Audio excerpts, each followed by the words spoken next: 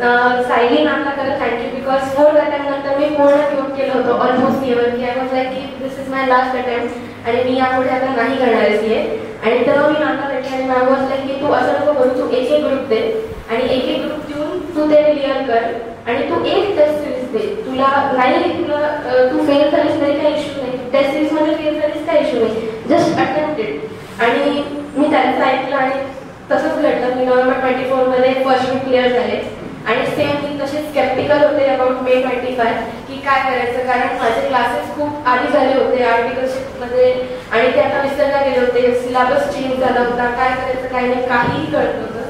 तेव्हा मॅमने मला क्लासेससाठी सुद्धा गाईड केलं की कुठल्या फॅकल्टीसाठी कुठले क्लासेस घ्यायला पाहिजे आणि तेच मी त्यांचं ऐकलं. आणि तेव्हा सुद्धा मी टेस्ट सिरीज बाबतीत पुन्हा स्केप्टिकल होते की देऊ की नको देऊ, कारण मी तर फेल होईल, मग कॉन्फिडन्स डाऊन होईल, मग काय केलं पाहिजे.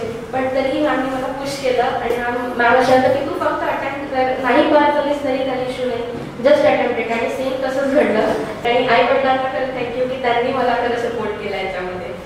So thank you.